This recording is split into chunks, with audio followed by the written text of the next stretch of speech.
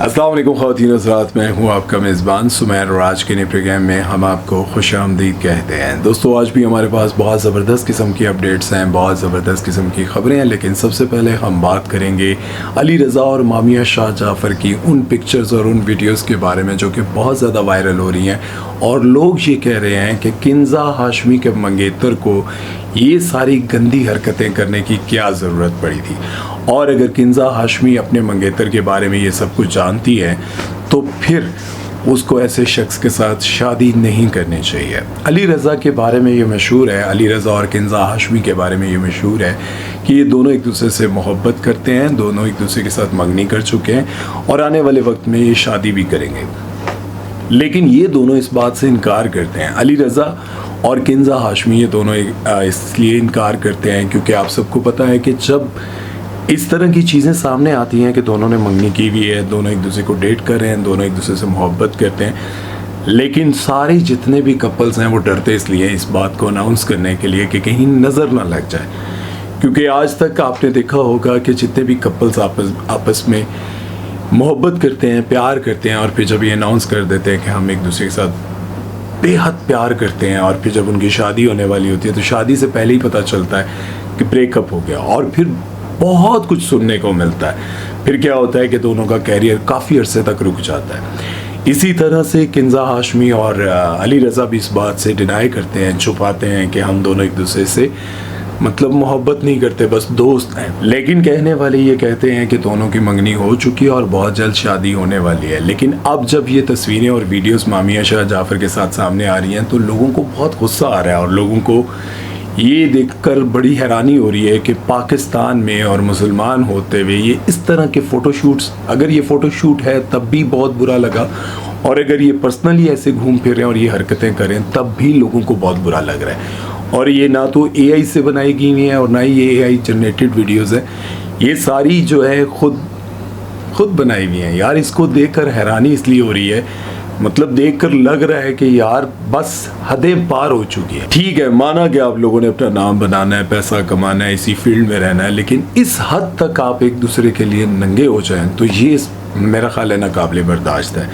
और पहले आज से आपको पता है कि जब लाहौर में ये फिल्में बना करती थी, लाहौर इंडस्ट्री में लॉलीवुड की फिल्म्स बना करती थी, तो वहाँ पर आपको वो डांस, वो सारा कुछ देखने को मिलता था जिसमें रेशम थी, सायमा थी, मीरा थी, रीमा थी और निरमा और ये सारी एक्ट्रेसेस। लेकिन आज वो ये कहती हैं कि हमने कभी भी इस तरह के गाने नहीं किए, ऐसे सीन्स नहीं किए, हमें तो ये वल्गर देखकर बहुत अजीब लगता है कि वक्त कैसा बदल गया। और फिर लोग वो चीज़ें निकाल कर लगाते हैं और दिखाते हैं कि वक्त कहाँ बदला भाई, अब तो वक्त सुलझ गया है। अब जो फिल्म्स आती हैं उसमें शायद इस कदर वो सब कुछ नहीं दिखाया जाता जो पहले दिखाया जाता था। फिल्म चूड़ियाँ आपने देखी हो, शायद उसमें आपने नरगिस का डांस देखा होगा, नेड़िया, और इसी तरह से मैंने रेशम के बहुत सारे गानों पर डांस देखे हैं, वो सीन्स देखे हैं और मैं हैरान हो गया कि ये पाकिस्तानी फिल्म्स हैं। और अब आकर जब हमारे ये टीवी के एक्टर्स इस तरह की हरकतें कर रहे होते हैं तो तब बहुत ज़्यादा हैरानी होती है कि यार ठीक है, आप लोगों ने नाम और पैसा, शोहरत सब कुछ कमाना है, लेकिन इस हद तक। बहरहाल ये सब आपके सामने है, आप लोगों की इस बारे में क्या राय है और आपको कुल क्या लगता है कि किंज़ा हाशमी और अली रज़ा की मंगनी हो चुकी है। मैंने तो जिससे भी पूछा उन्होंने कहा हाँ इन दोनों का आपस में है, आप अल्लाह जानता है, बेहतर जानता है। लेकिन मैं ये ज़रूर कहना चाहूँगा कि देखें अली भाई, अल्लाह ने आपको बड़ा नाम भी दे दिया, पैसे भी दे दिए, तो आपको भी कम से कम इन चीज़ों का एहसास होना चाहिए कि ज़ाहिर है ये ज़िंदगी सदा तो नहीं रहनी। खैर चलते हैं नेक्स्ट खबर की तरफ बात करते हैं जी सहर हाशमी के बारे में। तो सहर हाशमी का एक नया ड्रामा अनाउंस हुआ है जिसके बारे में सुनते ही कुछ लोगों को बहुत अच्छा लगा और कुछ लोगों को बहुत बुरा लगा। अच्छा क्यों लगा, बुरा क्यों लगा, ये हम आगे चल कर बात करेंगे। लेकिन ड्रामे में उनके साथ हैं जी एहसन खान, शहजाद शेख। हम टीवी का ये ड्रामा है और राइटर हैं सायरा रज़ा। सायरा रज़ा जो अब हमारे बीच नहीं रही, अल्लाह ताला उनको जन्नतुल फिरदौस में जगह अता फरमाए।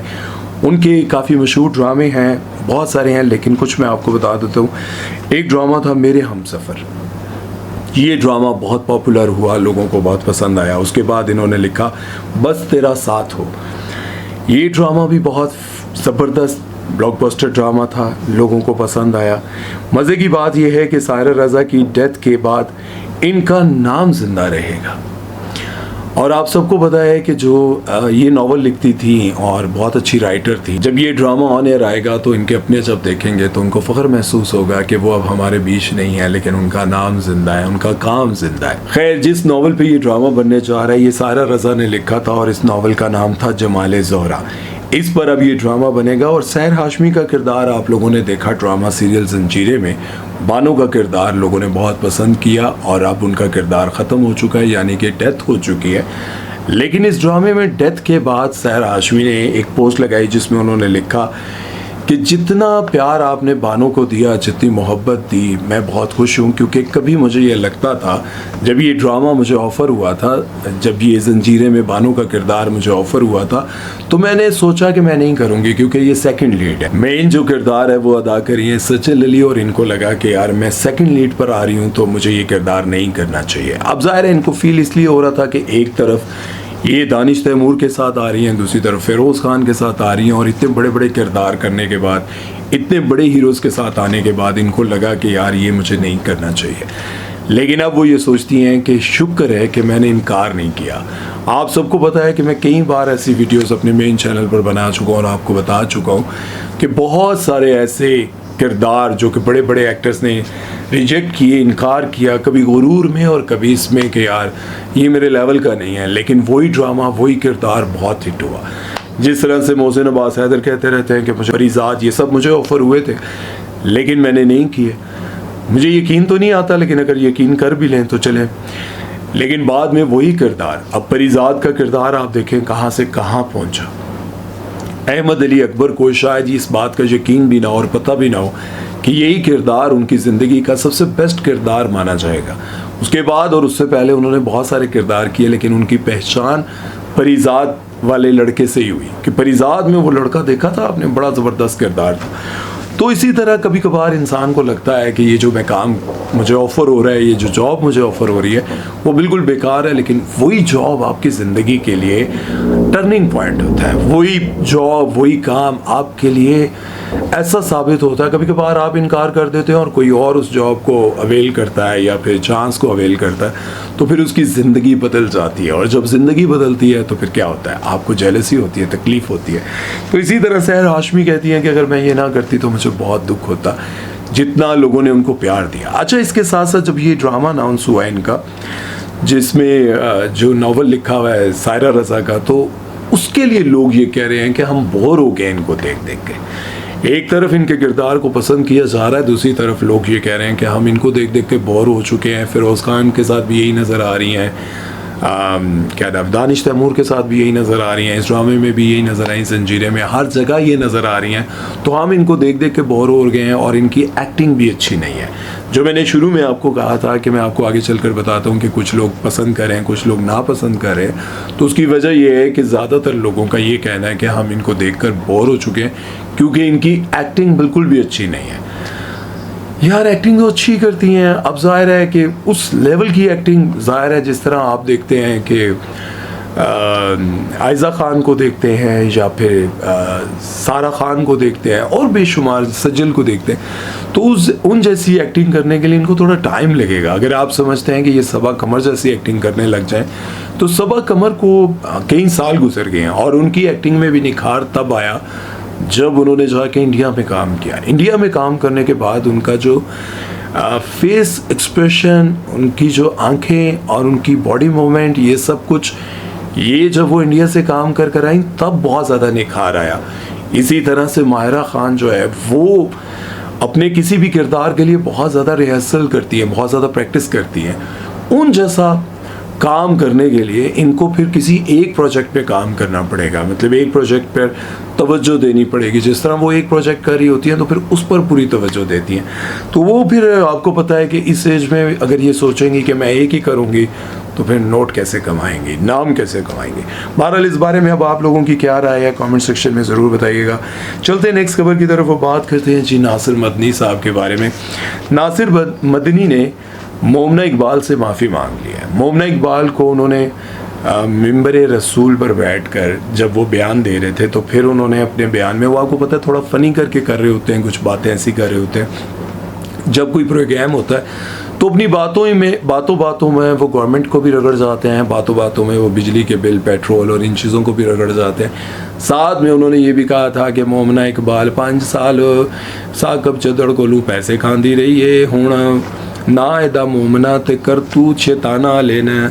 मतलब ये बातें जब उन्होंने की थी और बहुत सारी बातें की, और साथ में ये भी कहा कि साकिब चद्दड़ जो है उनको गंदे गंदे मैसेज करता है, जाकर उन्होंने कंप्लेन करवाई। लेकिन क्या जब वो 5 साल रिलेशन में रहने के ये सारी चीज़ें उनको 5 साल रिलेशन में रहने के बाद याद आई? 5 साल जब तक आप उनके साथ रहीं तब आपको नहीं पता चला। अब जब वो आपको गंदे मैसेजेस कर रहे हैं तो इसीलिए कर रहे हैं कि आपके साथ उनका रिलेशन रहा। इसके बाद मोमना इकबाल ने उनको जवाब दिया था कि किसी पर तोहमत लगाना बहुत बुरी बात है, और इस्लाम में है कि जब कोई किसी पर झूठी तोहमत लगाता है तो उसको कोड़े मारे जाते हैं। और मैं तो अपना फ़ैसला अपना जो है वो अल्लाह पर छोड़ती हूँ। इस पर मोमना इकबाल पर लोगों ने बहुत तनकीद की थी कि आपको ये सूरतें, ये सब कुछ याद आ रही हैं, तो आपको ये याद नहीं आता उस वक्त, ये सूरतें उस वक्त याद नहीं आती जब आपने साकिब चद्दड़ के साथ बग़ैर निकाह के, बग़ैर किसी चीज़ के रिलेशन रखा। तो ये बहुत सारी चीज़ें नासिर मदनी साहब पर इसलिए तनकीद की गई कि आप बैठकर मिंबर रसूल पर अच्छी बात करें, आप एक्ट्रेसेस को डिस्कस कर रहे हैं, ये बहुत गलत बात है। और मोमना इकबाल के जवाब पर फिर लोगों ने मोमना इकबाल को तनकीद का निशाना इसलिए बनाया कि आपको ये आयात अब याद आ रही हैं कि आप पर तोहमत लग रही है, और ये झूठ तो नहीं कि आपका उनके साथ रिलेशन रहा।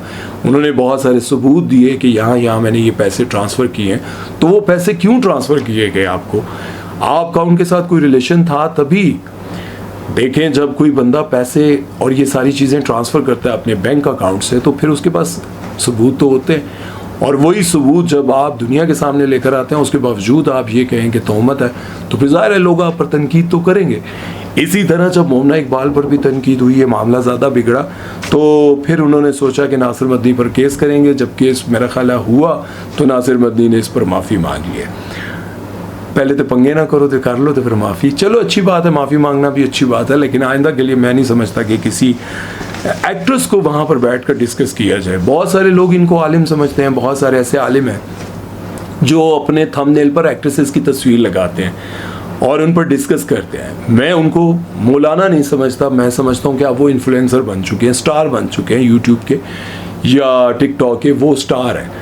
क्योंकि जो लोग एक्ट्रेसेस, इन्फ्लुएंसर्स या इन लोगों को डिस्कस करके फेम हासिल करते हैं या हमारे बारे में बात करके, तो वो आलिम नहीं है। मतलब आलिम होंगे, लेकिन अब मैं उनको आलिम के साथ साथ, ठीक है इल्म उनके पास है, सब कुछ है, लेकिन वो इन्फ्लुएंसर बन चुके हैं, स्टार बन चुके हैं। तो स्टार से फिर हम कुछ भी उम्मीद कर सकते हैं कि वो अपने यूट्यूब को वायरल करने के लिए कोई भी बात कर सकते हैं। खैर, चलते हैं नेक्स्ट खबर की तरफ। वो बात करते हैं जी शेफ़ राहत के बारे में। ये पाकिस्तान की बहुत बड़ी फीमेल शेफ़ थी। 20-25 साल से टीवी पर इन्होंने कुकिंग शो किए, बहुत ज़बरदस्त इनके शो होते थे। अब इनका इंतकाल हो गया, इन्ना लिल्लाहि व इन्ना इलैहि राजिऊन। अल्लाह ताला इनको जन्नतुल फिरदौस में जगह अता फरमाए, इनके गुनाहों की बख्शिश फरमाए और इनको अपने जवार रहमत में जगह अता फरमाए।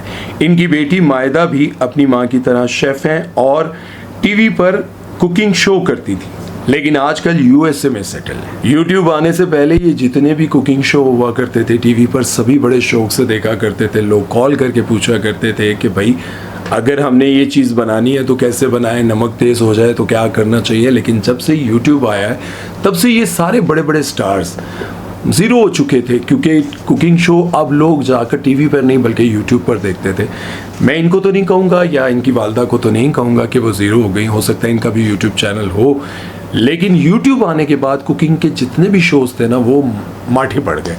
क्योंकि अब यूट्यूब पे इतने बड़े बड़े चैनल्स हैं, इतने बड़े बड़े लोग हैं, इतने बड़े बड़े शेफ़ उनके चैनल्स हैं, तो आपको हर चीज़ उसी वक्त मिल जाती है।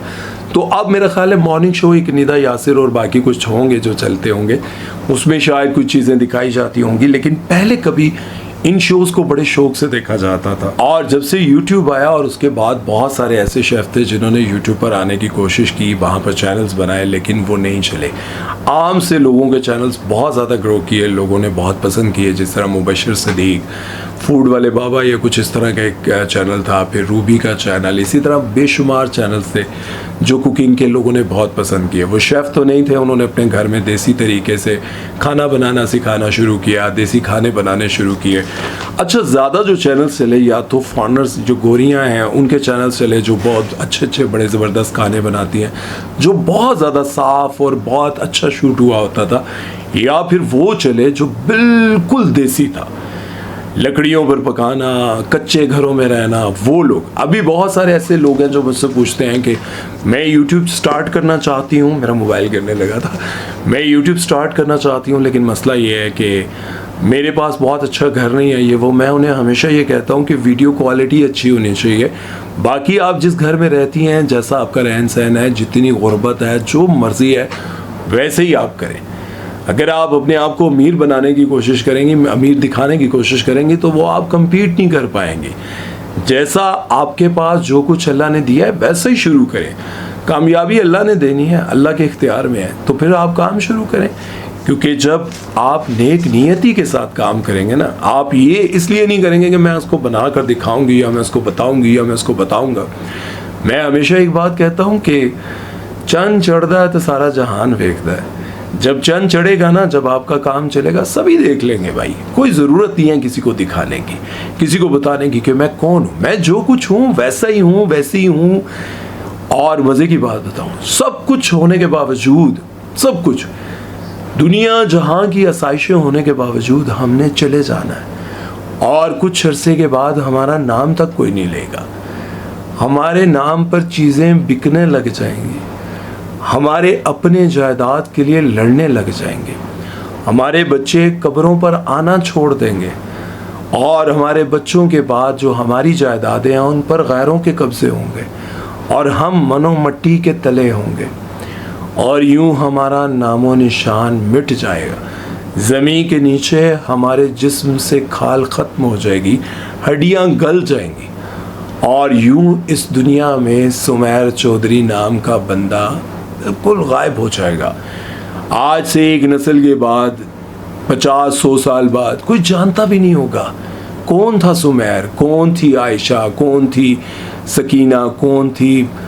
जितने बेशुमार नाम होंगे सबको लोग भूल जाएंगे। याद रहेगा, कोई मरियम नवाज को नहीं जानता होगा, कोई नवाज शरीफ को नहीं जानता होगा, सब खत्म हो जाएगा। इमरान खान, सब नाम रहेगा तो अल्लाह का और अल्लाह वालों का, रसूलुल्लाह सल्लल्लाहु अलैहि वसल्लम का। हम जैसे लोगों को कोई याद नहीं करेगा, हम ख़त्म हो चुके होंगे। तो क्या ज़रूरत है इतनी जद्दोजहद दुनिया को दिखाने की कि मैं तुम्हें दिखाऊंगा कि मैं क्या हूँ। कोई किसी को कुछ नहीं दिखा सकता। दिखाओगे तो क्या हो जाएगा, कुछ बन जाओगे तो किसी की सेहत पर क्या फ़र्क पड़ेगा, नहीं बनोगे तो किसी को क्या मिलेगा। अपनी ज़िंदगी को ऐसे गुजारो कि बस तुम्हें खुशी महसूस हो। अपनी खुशियों के लिए जो करना है वो करो, अल्लाह की रज़ा के लिए करो, और अपने हाथ से किसी को तकलीफ़, ज़ुबान से तकलीफ़ ना दो। अपना ख्याल रखना, दुआ में याद रखना। सुमैर चौधरी को दीजिए इजाज़त। अल्लाह हाफ़िज़।